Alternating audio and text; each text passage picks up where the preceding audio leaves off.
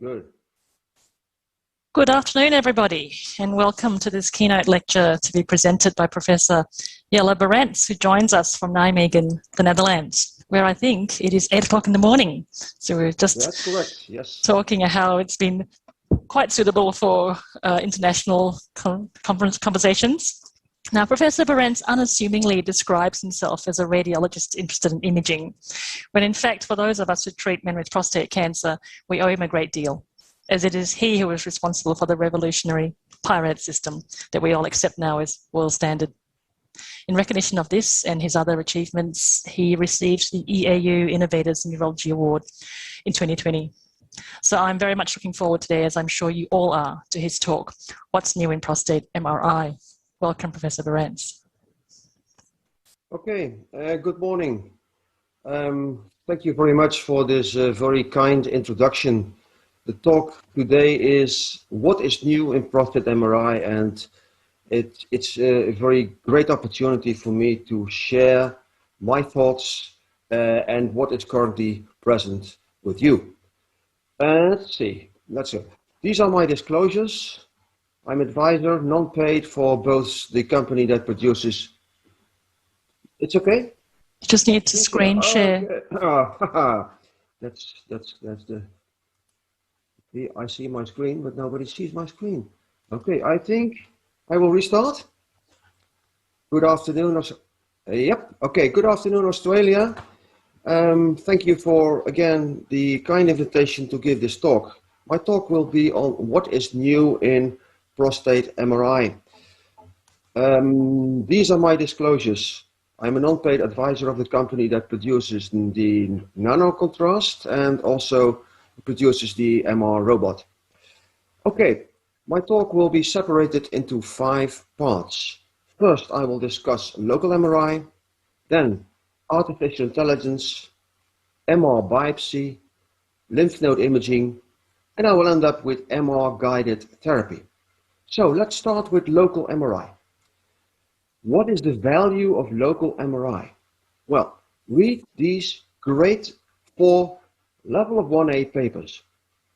They all address the value of prostate MRI. And the message is you should perform MRI before any needle. The most important study is the Cochrane Analysis, evaluating 20 top-class studies with more than 5,000 patients. And the first message is that you can safely avoid biopsy after a negative MRI, because the significant cancer detection rate is 96%. So this is great news for 1/3 of men. Also, overdiagnosis of insignificant cancer goes down from 28 to 17%. And finally, the number of significant cancers detected is about equal. Now, if you look at an expert MRI in an expert center, so a top class center, then you will see that the no biopsy group increases to 50% with the same reduction of overdiagnosis and again, the same detection rate, the same good detection rate of significant cancers. Now, this has led to the most important change of the EAU guidelines. And they say perform prostate MRI before biopsy. Now, this opens the way to early detection in high-risk and well-informed men. So, what we can do right now is do a PSA testing and then a risk-stratified fast MRI. What do I mean with that? Well, it is being described in the European Urology commentary that we wrote, and it starts with an interval PSA testing. First, you test the PSA. If it's between 1 and 3, repeat the test in 2 to 4 years. If it's elevated, do a further risk stratification. What is a further risk stratification? That is a risk calculator separating the low and the high risk patients. Low risk clinical follow-up and high risk MRI. If the MRI is negative, follow-up, positive, MR-targeted biopsy. If it's equivocal, do a second post-MRI risk stratification, high-risk biopsy. And I will talk a bit on whether you should stick in more than a few needles. That's later in my talk. So, what are we talking about? We talk about 2 million men annually in the Western world. That's quite a lot. So, the tsunami of MRIs is approaching. And this is my biggest fear as a prostate MR radiologist. So we need to speed up the examination. Now, one thing is to delete contrast. So the question is, to DCE or not to DCE? Again, our group did some investigation and I would like to show you the results. First, with a full MRI, you only can do 2 per hour. If you delete contrast and the 2 T2 weighted planes, the non-axial planes, you can go to 4 MRIs per hour, a significant increase. Do we lose something? Well, not too much. First of all, what is actually now the result of the 4 MRIs per hour? It's the manogram. It's a combination of orange diffusion weighted imaging and black and white T2. Now you can see a clear significant cancer over here. So this is the manogram, quite easy to read. Now if you compare the results of multiparametric MRI versus fast MRI, first you will see a very, very tiny increase of insignificant cancer, only 1%. You see that 2 men more, 2% need biopsy, and that the sensitivity is equal. So that's good news. It is in the high 90s. Specificity is slightly less, but still not bad. 69 for multiparametric MRI, 66 versus fast MRI. So this is good news. The other good news is we don't need contrast. So no potential allergy, no brain gadolinium deposition. However, there is one warning. You need expertise, otherwise you will have an accident. Now, why do you need expertise? Well, the number of equivocal cases, that is PIRADS 3, will increase from 6 to 11% in expert hands. And that's not too bad, you would say. However, please look at the data when you are a non-optimal radiologist with, say, a 25% of equivocal cases. That then will increase to almost 50%.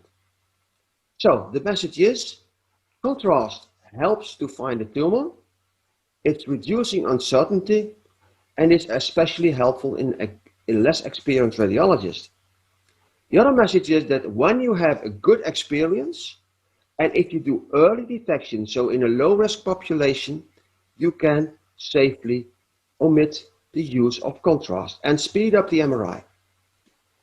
Nonetheless, there is a warning of the PIRADS steering committee that we need to have more studies before we can say goodbye to contrast MRI. And there are certain indications that you need contrast, for example, in the recurrent setting. Now, second, artificial intelligence. That will help speed up MRI as well. We need it. Otherwise, we will have a big problem with the 2 million prostate MRIs annually. AI makes MRI faster and AI makes MRI better. But you need a combination of AI and the human brain. Let's look at the radiology workflow. This is when I was a resident. This is about 40 years ago. There was a request written down by paper to make any kind of an imaging examination. For example, an X-ray. Then you had a film. That is a thing you can hold in your hands and you can look through and make a diagnosis. Report was being typed, and this is how the data was stored. This is the analog archive.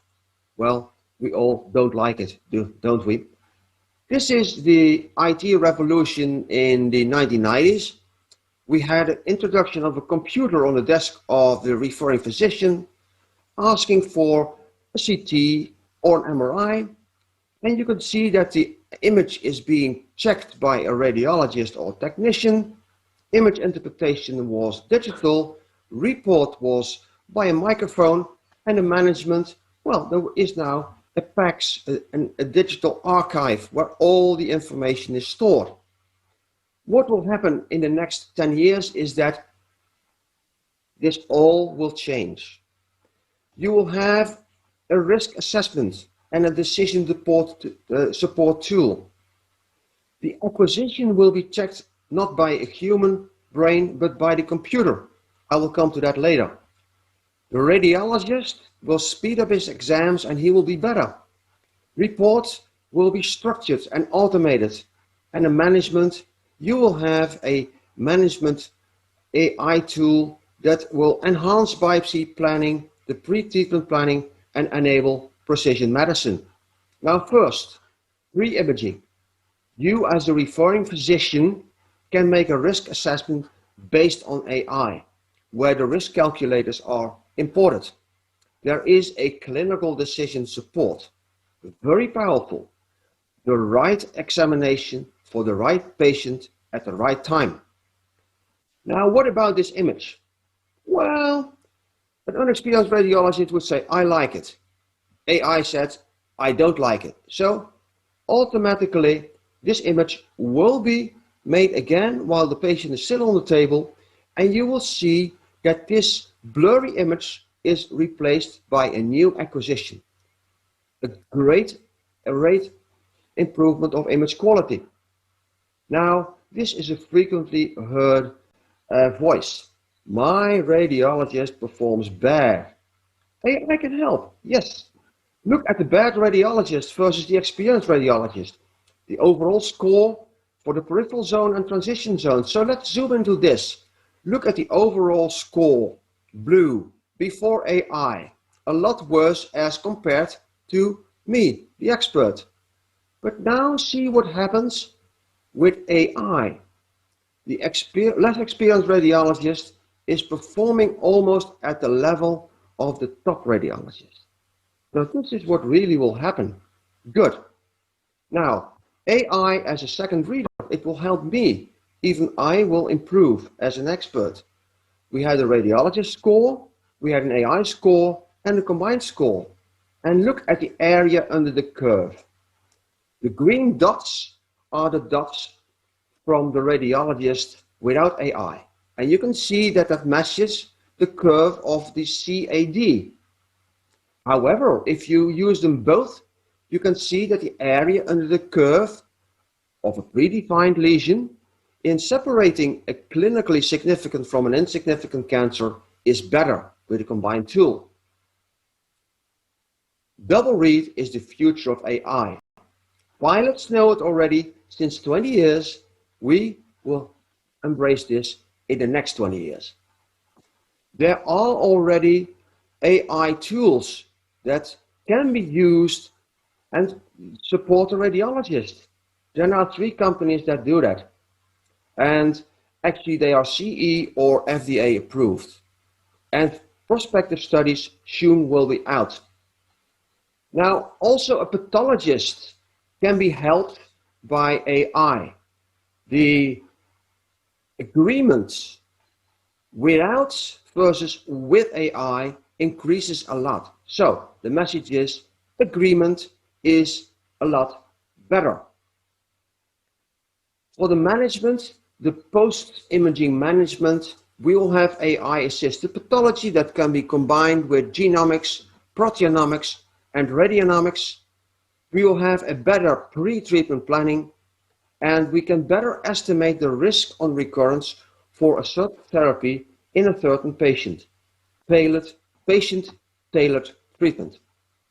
Now, is it all good news? No. AI is still in its infancy, but the small child will grow. Still, there are mostly single center and single vendor studies. There's lack of external validation. lack of prospective studies, and good annotated data are scarce. But this is what we will have in the future.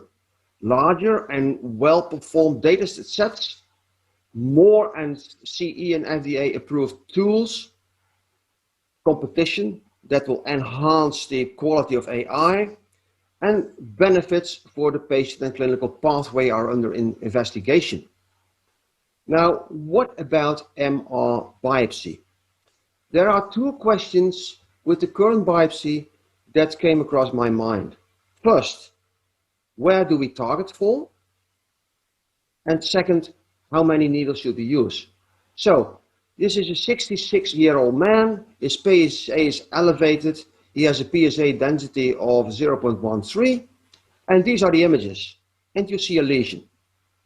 Abnormality on ADC, black hair, white on D1400, enhancing early on DCE, low signal on T2.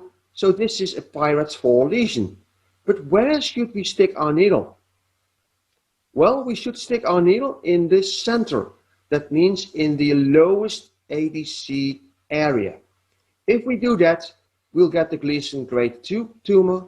If we don't do that, we will have the diagnosis of an insignificant cancer. So, this is important. We should target the most aggressive lesion on MR imaging. The lowest spot on ADC, the brightest spot on B1400. Do we then need extra cores? Well, the answer is probably yes. Why do we miss with MR-guided biopsy significant cancer? Well, it's predominantly due to sampling errors. Focal saturation has been proven to increase the yield of significant cancer without too much affecting the overdiagnosis of insignificant cancer. So focal saturation, that's my second message. So sticking the needle into low ADC with focal saturation. The optimal number of needles with an experienced radiologist for fusion biopsy is 4 to 5. However, of course, fewer cores in larger lesions with a larger area of low ADC, and more when you have a diffuse, a heterogeneous lesion, anteriorly located, a PIRADS 3 or small PIRADS 4 lesions, and larger glands.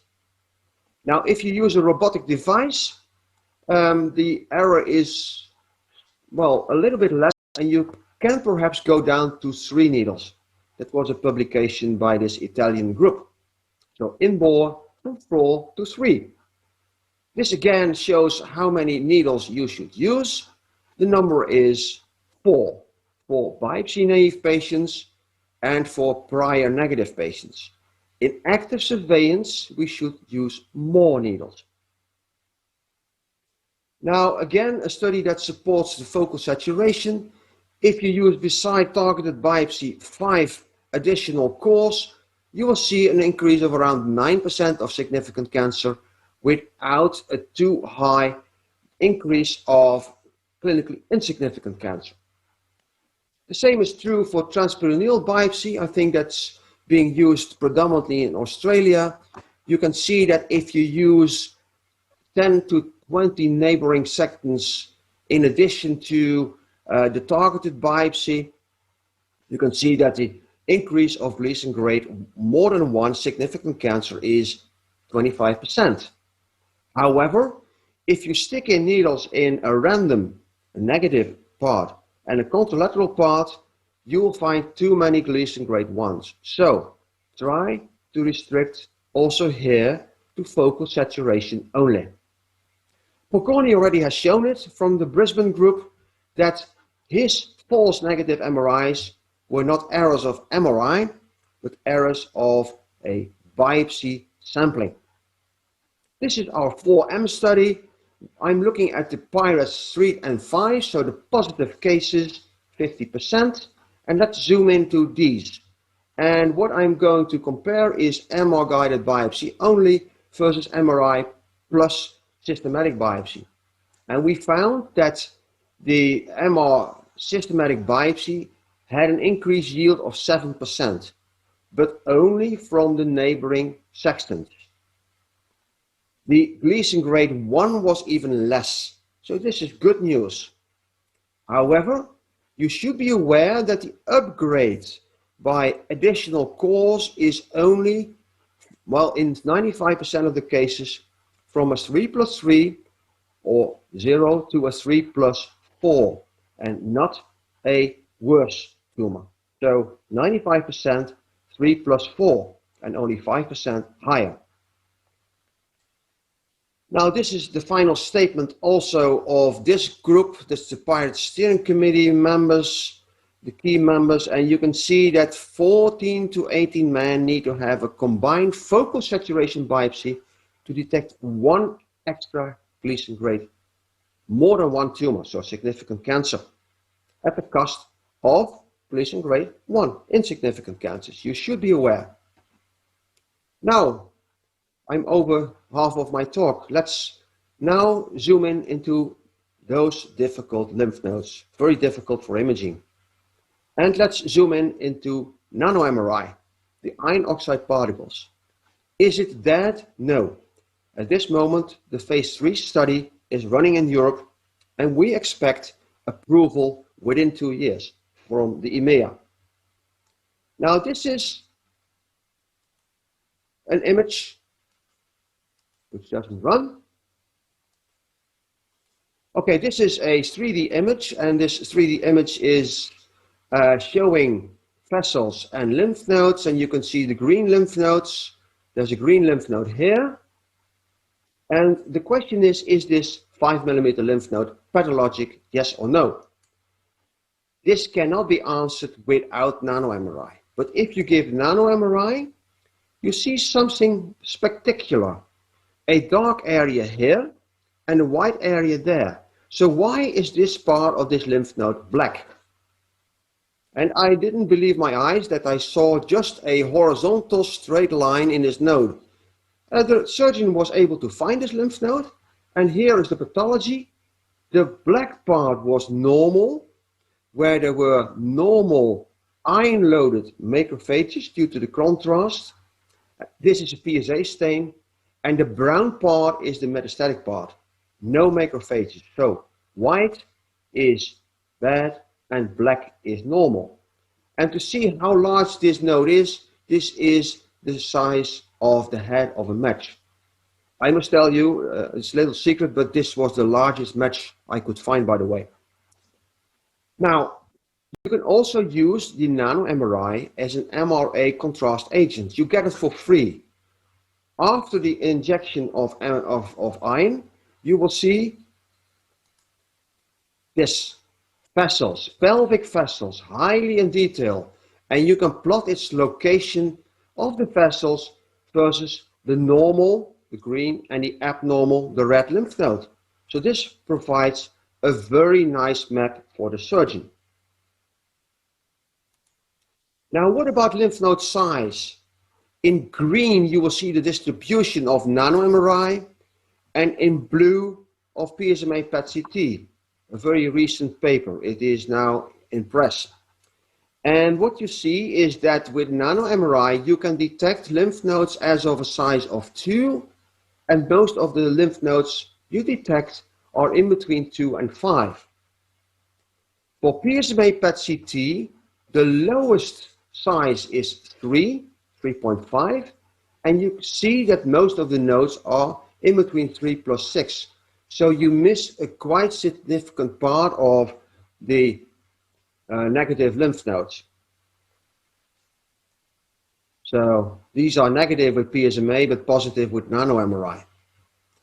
Now, this is the specificity of and sensitivity of nano-MRI. 93 sensitivity, 88% specificity, lowest nodal size, 2 millimeters. PSMA, the bad news is sensitivity is not as good and size is larger. Good news is it has a high specificity and you can detect bone marrow metastasis. Now, where are the small nodes located? This is very important news for the surgeon. In our recent Australasian study, we found that more than half of the lymph nodes, they are small and they are hidden deep in the pelvis, behind the internal iliac and the common iliac vessels, or high above the bifurcation. And that is the reason actually that in our study, it will be soon in press, that we see about 80% of the positive imaging lymph nodes not being found at e-PLND. This is a lymph node, this tiny dot over here. Post-surgery, you can see it's still there. On the axial plane film, it's over here, and it's over there. So a lot of lymph nodes were left behind. Is this only with nano-MRI? The answer is no. You can see that in the same patient group, the larger lymph nodes that were detected by PSMA, that also 80% of lymph nodes were not found by the surgeon. This is pre-e-PLND. You can see a positive node over here, and by the way over there. This is the positive lymph node over here on the nano-MRI, and this is the other one. And you see that pre-MRI, this lymph node is located here and is still there post e-PLND. And you can imagine that finding a 4 millimeter lymph node deep in the pelvis behind the internal iliac vessels is quite of a problem for a surgeon to find. So the message is we should use molecular imaging techniques like nano-MRI and PSMA together for patients who have an intermediate and high risk for lymph node metastases. If you combine the two, you will benefit from the high sensitivity of nano-MRI and the high specificity of PSMA PET-CT. And you can go down to 2 millimeter lymph nodes. AI also here will help. One of the features of AI is to recognize where the lymph node is location, in which sector, and its shape, its size, etc. Well, we run a study in patients that I have been evaluating for a Comidex trial, and we found that in 2 patients, missed lymph nodes were found by the computer. So this is one, and here, near the common iliac vessels, is the other one. Okay, finally I would like to talk a bit with you about MR-guided therapy, bright future. First, minimal invasive therapy, then image-guided radiotherapy, image-guided surgery, and Theranostics. Minimally invasive therapy. I would like to start with HIFU, transurethral HIFU. This is TULSA. With MRI, you can measure temperature, very exact. And you can see what damage you are creating with your HIFU. And in this case, a whole gland ablation was the purpose. And the temperature was high, and this is what you see after the procedure. A black hole, prostate is gone. The only thing that remains is the urethra and the surrounding structures. And you can define how far you want to ablate based on MRI during the procedure. This is also possible with laser or laser needle. You can guide the temperature, you can see the exact temperature, and you can see the killing zone. And post-treatment, you very nicely can see that the killing zone on imaging represents the killing zone on the control MRI, post-procedural, and on histopathology. So you can very precisely decide what tissue you want to ablate. That Cryo, we use it for post-radiotherapy recurrence. This is the procedure. You put in a few needles and then you shape the ice ball. You give more cryo to the lateral part, less to the medial, to the other side. And in this way, you can exactly create where the temperature is very low by the signal void on MRI. This is the image before cryo, positive over here, enhancement or recurrence after radiotherapy. This is a radiotherapy prostate with gold seeds for localization. And if you look at this image post-cryo, you can see that all the neovascularization of the tumor has gone. Second, image-guided radiotherapy with MR-Linac, that is MRI and a radiotherapy beam integrated. You can do very nice things. In 5 treatment courses, you can treat the patient with hyperfractionation. You can treat the patient with those very small lymph nodes that are beyond the reach of the surgeon. And this is, I think, a bright tool for the future. MR-Linac, image-guided by nano-MRI and by PSMA. This is 3D navigation surgery. Let's stop this video. You can see here this pointer on imaging. This is a CT combined with MRI. The green dots are positive lymph nodes identified on nano-MRI. And you see that this targeting device matches the targeting device at surgery.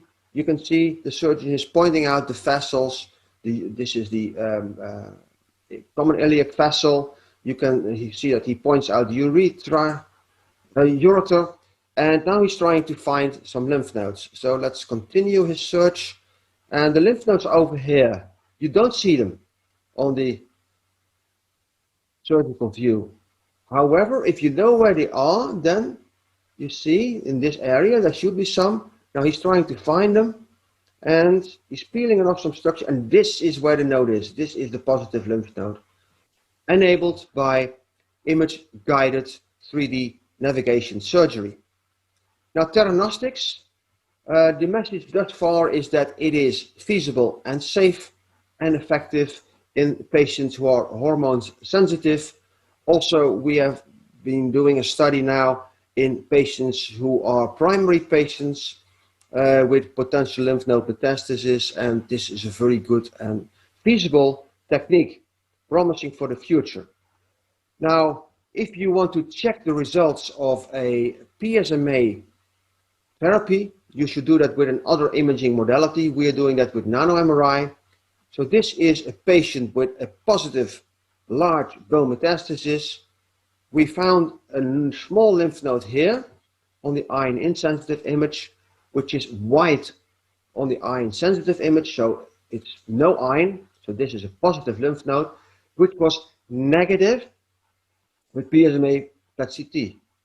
No uptake. So after lutetium therapy, to our surprise, this node is still, but this node became black. It disappeared. That means that from abnormal tumorous tissue, the node changed into a normal node. Now there are two explanations. One is there is a low amount of PSMA which is unmeasurable by the PSMA scan, which accounts for its action, or the PSMA therapy is creating a boost of the immune system that enables the body to remove the tumorous cells in this tiny lymph node. To be continued. Now, to conclude, first, population-based early detection in high-risk men will come. With MRI, we can do that. With MRI, we will do that. But we need to educate a lot of radiologists and urologists. And that's my task. Second, AI is not my enemy, it's my friend. It will help to decrease my workload. It will help to decrease the easy BPH prostates, the prostatitis prostates, and I can then focus on the more difficult cases. And both for me as well as for less experienced radiologists, quality will go up. Bright future, yes. MR-Biopsy. We still need education and quality control to decrease the sampling errors. And this is the weakest chain of the MRI pathway. Be aware. Lymph node imaging, it will be there. And now it already is possible to be a little bit better than e-PLND. And I understand that in Australia, you now more rely on PSMA PET-CT than on the pelvic lymph node dissection. And I can tell you, you are going to like nano-MRI in the near future. Finally, MR-guided therapy will find its way. It will increase enormously. Not in the next few years, but in 10 years. And sorry, surgery will go down. But it will be more interesting because we will have sophisticated tools to better target on certain areas and to reduce the damage of the patient. I had quite a lot of spinal surgery, and I know that a knife is actually giving me a cure. It will help me to treat a certain disease, in my case, a nerve channel stenosis, but also the knife is sharp and it will create side effects. And that's what I also experienced. So the less invasive, the better. And you should not see this as an enemy as surgeons, but as a friend.